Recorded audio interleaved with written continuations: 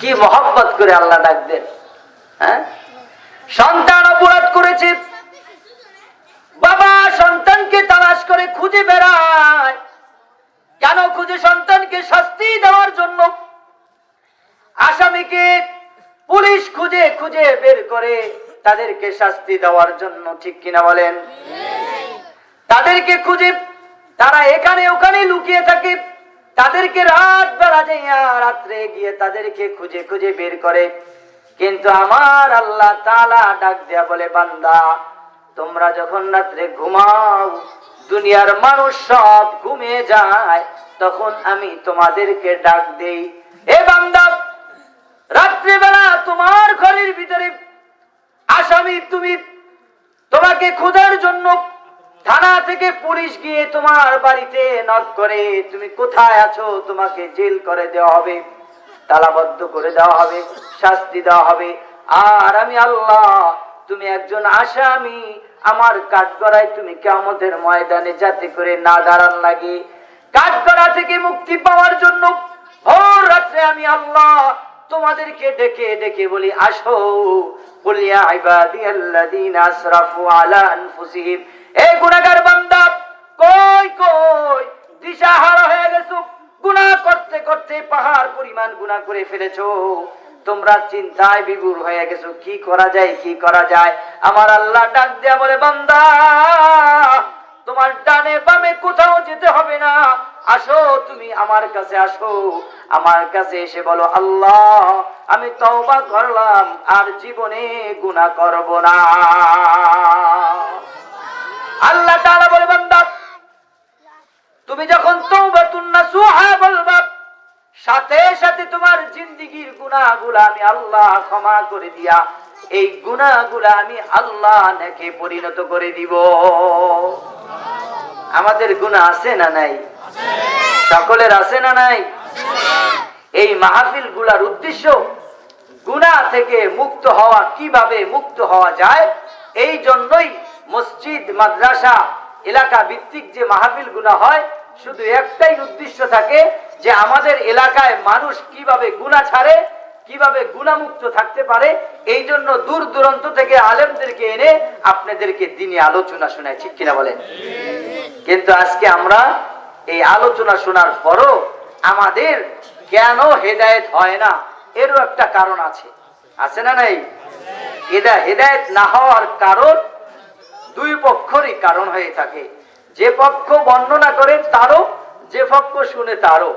ইখলাসের সাথে কথা বললে উভয় পক্ষে ফায়দা পায়, ইখলাস ছাড়া আলোচনা করলে উভয় পক্ষই ক্ষতিগ্রস্ত হয়, ঠিক কিনা বলেন? আল্লাহ তাআলা আমাদের সকলকে ইখলাসের সাথে বলা এবং শোনার তৌফিক দান করে, বলেন আমিন। আমরা আজকে এখান থেকে বের হব, গুনাহ মুক্ত জীবন নিয়ে বের হব, পারবো তো ইনশাআল্লাহ? আমরা আল্লাহ তাআলা আমাদেরকে বড় নেয়ামত দান করেছেন, চোখ, কি বলেন, ঠিক কিনা? চোখ দান করেছেন। আচ্ছা, চোখের ভিতরে পানি আছে না নাই? পানি আছে না? আচ্ছা বলেন, আপনার আর আমার চোখ, এই চোখটা যে একটু নড়াচড়া করে, এদিক ওদিক যায়, এর ভিতরে যাওয়ার যে জন্য একটু পানি লাগে, এই পানিটা যে পরিমাণ দরকার ওই পরিমাণ তো পানি আছে, এবং আমরা যে ক্রন্দন করি, কান্না করি, যে পানি পড়ে, এই পানিটা বেশি দিলেন আল্লাহ পাক রব্বুল আলামিন, বলেন সুবহানাল্লাহ। চোখ তো নড়াচড়া করার জন্য যতটুকু দরকার অতটুকু তো আছেই, কিন্তু তারপরে কেন বেশি দিয়েছেন? ও দুনিয়ার মুসলমান, আল্লাহর গোলাম, আপনার আর আমার জানা আছে সকলের যে জাহান্নামের আগুন দুনিয়ার আগুনের চাইতে 70 গুণ পাওয়ার বেশি, ঠিক কিনা? কয় গুণ বলেন তো? 70 গুণ পানির আগুনের পাওয়ার বেশি। জাহান্নামের আগুনের পাওয়ার আর কি বেশি? তাই কিয়ামতের ময়দানে জাহান্নামের আগুন যখন জাহান্নামে ধাউ ধাউ করে জ্বলবে, আর ওই জাহান্নামীদেরকে 500 বছর দূরত্বের রাস্তা দিয়া জাহান্নামীদেরকে চুম্বকের মতন টানতে থাকবে, বলেন নাউজুবিল্লাহ।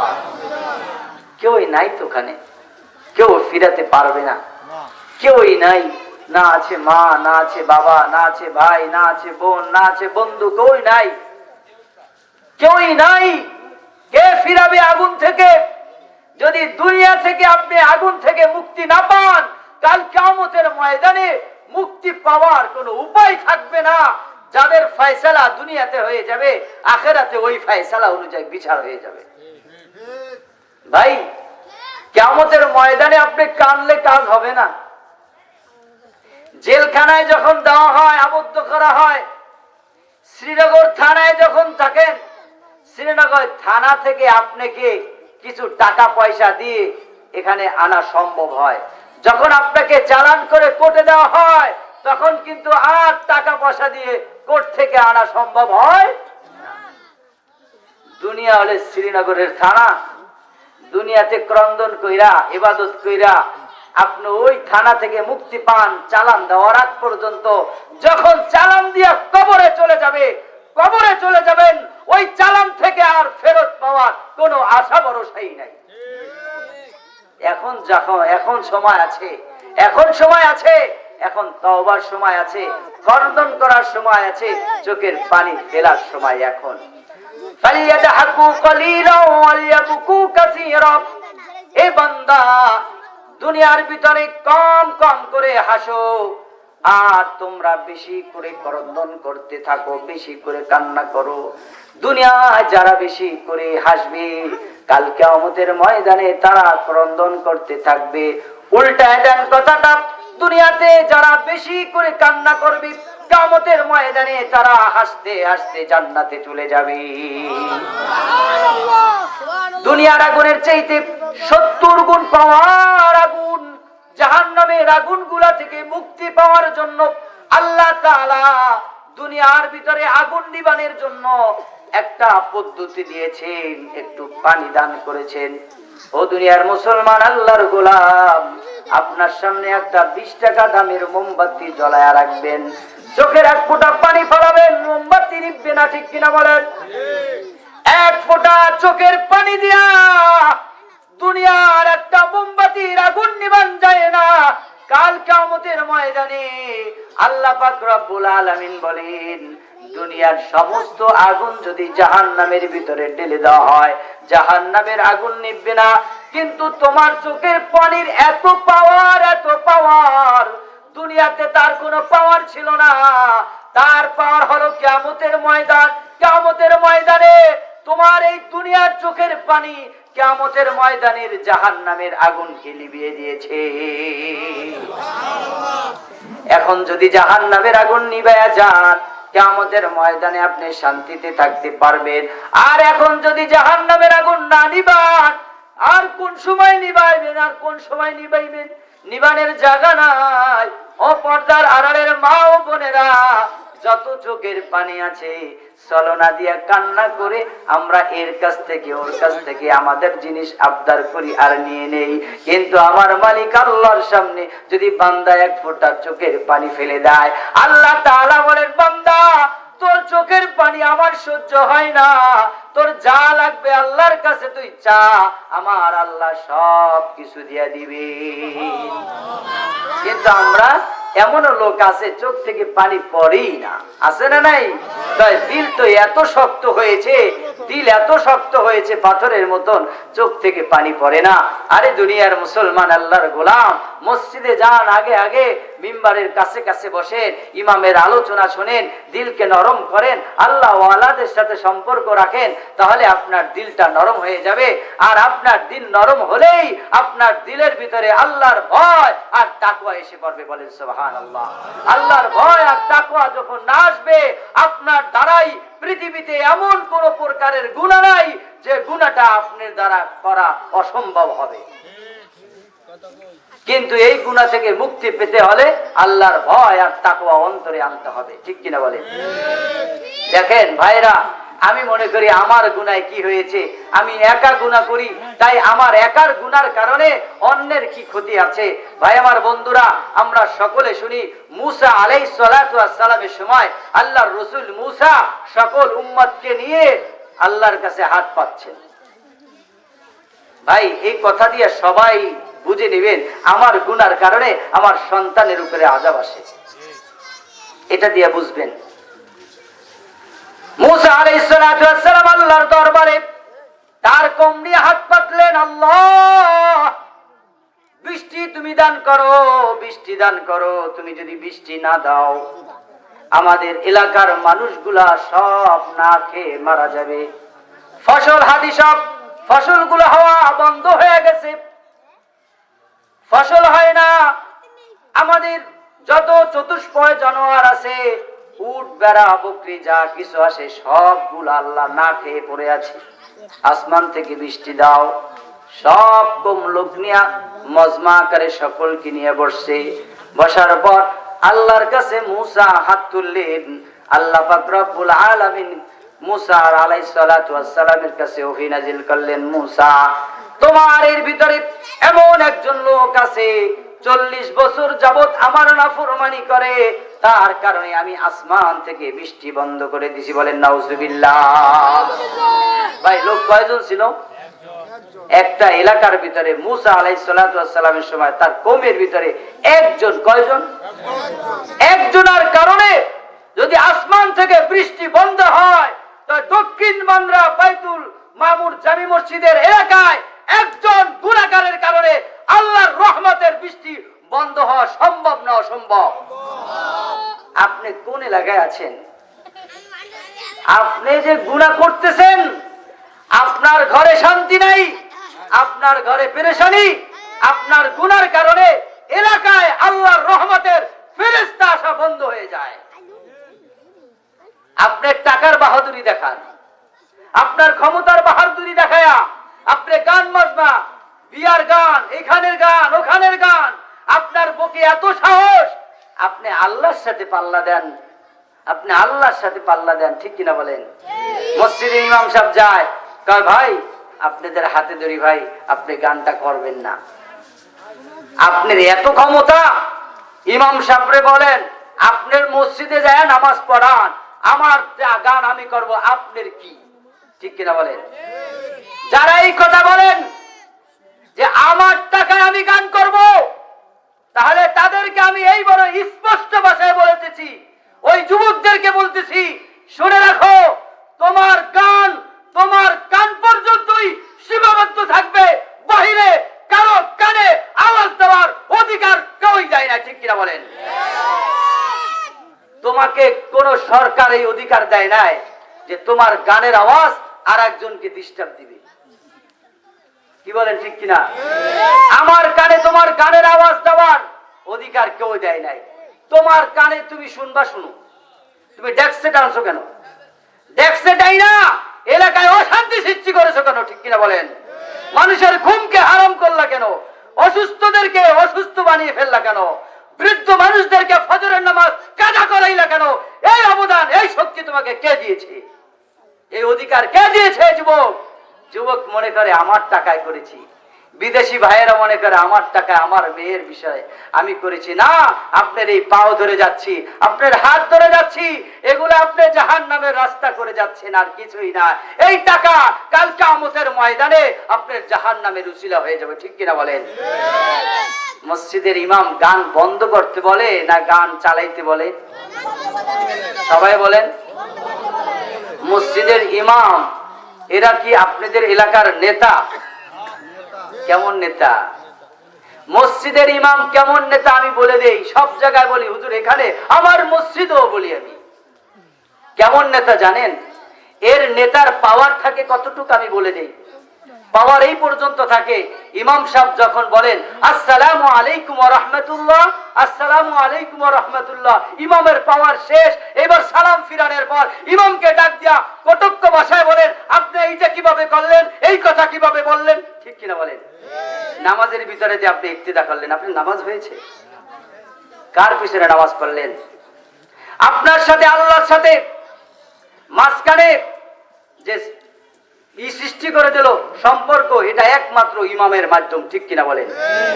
কিন্তু আপনি সালাম ফিরে ইমাম সাহেব চিনেন না, ওটা আপনাদের নেতা। কথা বলেন, ওটা নেতা?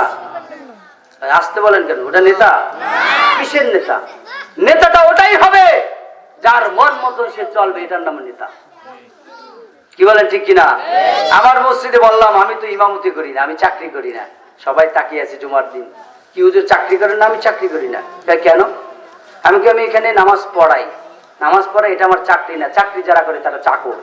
আর চাকরদের পিছনে নামাজ হয় না, গোলামদের পিছনে নামাজ হয় না, তার তার থাকবে সব কিছুর পাওয়ার থাকবে, তিনি ইমামতি করতে পারবে। ঠিক কিনা বলেন? তাহলে কি করেন? আমি আল্লাহর ইবাদত করি, আপনাদেরকে নামাজ পড়াই, চাকরি করি না। কেন? চাকরির ছুটি আছে, আছে না নাই? চাকরির ছুটি আছে না নাই? ইমাম সাহেবকে ছুটি দেন না বাড়িতে? বাড়িতে এক সপ্তাহ যায় না? ইমাম সাহেব এক সপ্তাহ বাড়িতে গেল, বাড়িতে যাওয়ার পর মসজিদে গেল, এলাকার মসজিদের ইমাম সাহেব ছুটিতে চলে যায়, তার ইমামতি বানায় নিয়ে। হয় কি হয় না? সামনে গেল একজন পরিচিত ভাই, আপনি নামাজটা পড়ান। তাহলে এই নামাজ থেকে মৃত্যুর আগ পর্যন্ত ছুটি নাই, তাহলে এটা কি চাকরি হতে পারে বলেন? যে চাকরির ছুটি না ওটা কি চাকরি? আমি জীবন ভর তো নামাজ পড়বই, তাহলে নামাজ পড়াই আর পড়ি একই তো জিনিস। কি বলেন ঠিক কিনা? তাহলে ছুটি হতে পারে না। ছুটি তো ওইটা হবে, মৃত্যু হবে আর ছুটি হয়ে যাবে, এক ছুটিতে জান্নাতে চলে যাবে। ঠিক কিনা বলেন? কোন মুমিন বান্দা তার কাছ থেকে নামাজ পরিত্যাগ হয় না মৃত্যুর আগ পর্যন্ত। মুমিন বান্দা মৃত্যুবরণ করে, নামাজ ইবাদত বন্ধ হয়, জান্নাতে চলে যায়। ঠিক কিনা বলেন? ছুটি নেই। তাই ভাইরা, এলাকায় গান বাজে কি বাজে না? ইমাম সাহেব আপনাদেরকে বলে গান বন্ধ করেন, বলেন কিনা? কিন্তু তারপরে আমরা বাজাই কিনা? কোন ক্ষমতায় বাজাই? আমার ক্ষমতা। ঠিক কিনা? আমার ক্ষমতা। এই ক্ষমতা কাল কিয়ামতের ময়দানে থাকবে? থাকবে না। তাই ভাইয়েরা, আমার বন্ধুরা, আমরা এখানে আসছি আজকে, এই মসজিদের কর্তৃপক্ষ টাকা পয়সা দিয়ে একটা মাহফিলের ব্যবস্থা করেছে, যাতে করে এলাকার ভিতরে আল্লাহর রহমত বর্ষিত হয়, মানুষ দেখতে পায়। ঠিক কিনা? আমি মনে করি এই এলাকার যে ইমাম আছে, এই ইমামের নেতৃত্বে যদি এই এলাকার মানুষগুলা যারা এই ইমামের পিছনে নামাজ পড়ে, সমাজ ভিত্তিক যে মসজিদগুলো আছে, সব সময় বলে থাকি আমি, এই ইমামের নেতৃত্বে যদি মানুষ মুসল্লি চলতে থাকে, আল্লাহ তাআলার রহমতের বৃষ্টি এলাকার মানুষ দেখতে পারবে। ঠিক কিনা বলেন? কিন্তু আমরা মানি না। আমরা কি মানি না? আমি একা গুনাহ করেছি, তাই কি হয়েছে? তো মুসা আলাইহিস সালাতু ওয়াস সালামের উম্মত একজন গুনার কারণে, একজন ব্যক্তি গুনার কারণে এলাকায় বৃষ্টি হওয়া বন্ধ হয়ে গেছে। তা কয়জনে গুনাহ করেছে বলেন? কয়জন? গান বাজায় কয়জনে? কয়জন নেতৃত্ব দেয়? একজন না? একজনের কারণে এলাকার ভিতরে গজব আসে কি আসে না? আর গজব যদি আসে, আপনি যে 5 ওয়াক্ত নামাজি, আপনি যে কপালে কর পড়ে গেছে নামাজ পড়তে পড়তে, আপনি তসবিহ টিপতে টিপতে আপনি মসজিদে বাইরে এলে আপনার উপরে গজব পড়বে কি পড়বে না? তাহলে আপনি বাঁচবেন? তাহলে আগে কি করতে হবে? ওকে বন্ধ করতে হবে, আগে ওকে বন্ধ করতে হবে। আল্লাহ তাআলা বন্ধ করার তৌফিক দান করে, বলেন আমিন। মুসা আলাইহিস সালাতু ওয়াস সালাম আল্লাহর কাছে হাত পাতলেন। আল্লাহ মুসা আলাইহিস সালাতু ওয়াস সালামকে ওহীর মাধ্যমে জানিয়ে দিলেন, তোমার ভিতরে, কওমের ভিতরে 40 বছর যাবত একজন গুনাহ করে না ফরমান বান্দা, এই বান্দার কারণে আমার আসমান থেকে বৃষ্টি বন্ধ হয়ে গেছে।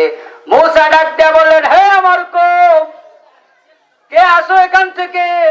40 বছর যাবত আল্লাহর নাফরমানি করো, দাঁড়াও, এই মজলিস থেকে বের হও, তোমার কারণে আমার আল্লাহ আসমান থেকে বৃষ্টি বন্ধ করে দিয়েছে।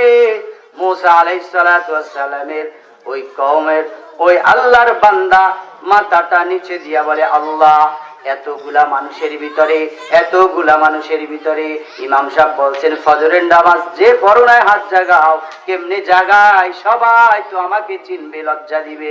আয় আল্লাহ, এত কওমের ভিতরে, এত মানুষের ভিতরে কোনদিন মানুষ আমাকে চিনতো না, আমি নাফরমান বান্দা, কোন মানুষ আমাকে চিনে নাই, আমি গুনাহ করতেছি, কোন মানুষ জানতো না, গুনাহ গোপনে করেছি গো আল্লাহ।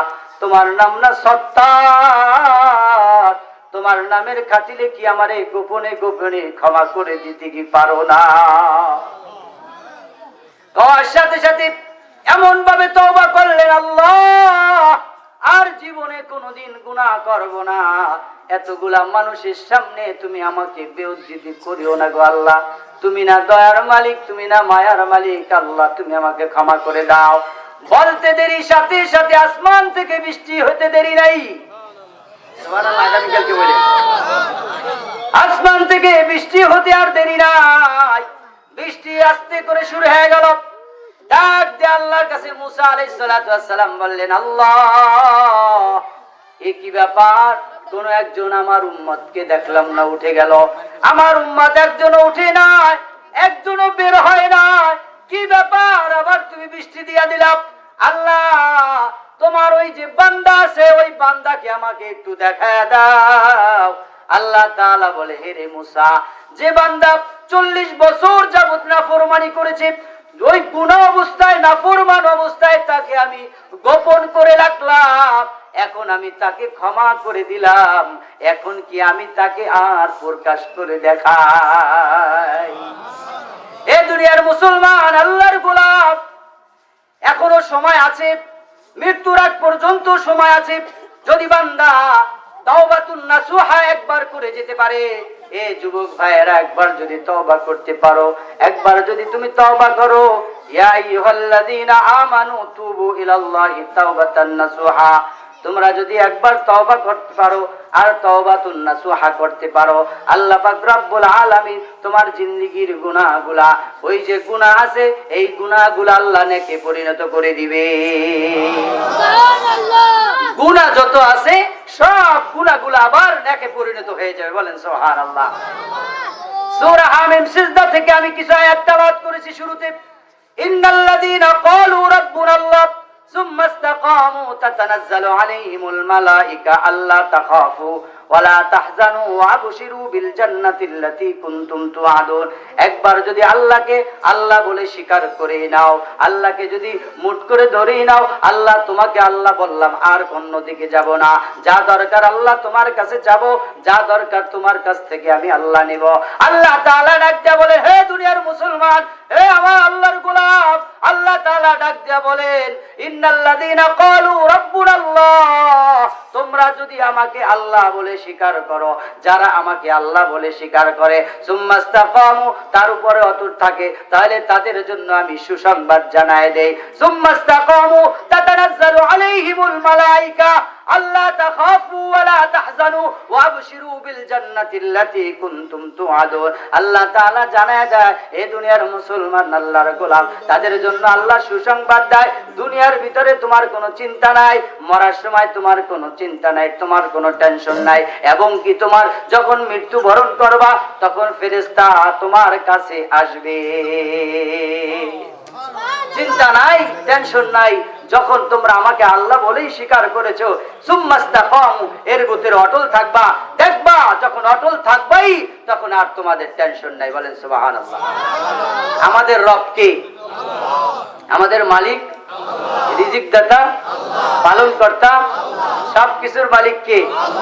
আল্লাহ। সন্দেহ আছে? সবকিছু দেনেওয়ালা কে? আল্লাহ। ভাই আমার বন্ধুরা, বেশি লম্বা আলোচনা করব না, শেষের দিকে যাচ্ছি। আপনাদেরকে আল্লাহর রাসূলের এক সাহাবী গুনার কারণে তওবা করেছে, মাপ পেয়েছে, মাপের কারণে আল্লাহ পাক রব্বুল আলামিনের পক্ষ থেকে রহমতের ফেরেশতা জমিনে তার জানাজারে পাঠিয়েছে। বলেন সুবহানাল্লাহ। এই ঘটনা আপনাদেরকে বলবো, আর আমরা এই ঘটনা শুনে এইভাবে তওবা করব। তওবা করার পরে আমাদেরকেও আল্লাহ তাআলা মাফ করে ওই যে সুম্মাস্তাকামু তাতানাজ্জালু আলাইহিমুল মালায়েকা, আল্লাহ তাআলা ফেরেশতা নাজিল করবে, তাতানাজ্জালু আলাইহিমুল মালায়েকা আল্লাহ তাখাফু, তাদের কোনো ভয় নাই, ওয়ালা তাহজানু, তাদের কোনো চিন্তা নাই, ওয়াবশিরু বিল জান্নাতিল্লাতী কুনতুম তুআদুন, এবং তোমাদের জন্য জান্নাতের সুসংবাদ। বলেন সুবহানাল্লাহ। নাহনু আউলিয়াউকুম ফিল হায়াতিদ দুনিয়া ওয়া ফিল আখিরাহ, এবং কি তোমাদের বন্ধু দুনিয়া তো ছিলাম, আখিরাত তো তোমাদের বন্ধু। ফেরেশতা এসে আপনার কানে কানে জানিয়ে দেবে, তোমার কোনো চিন্তা নাই, তোমার কোনো ভয় নাই, আমি তোমার সাথে আছি, জান্নাত পর্যন্ত তোমার সাথেই থাকবো। ভাই আমার বন্ধু,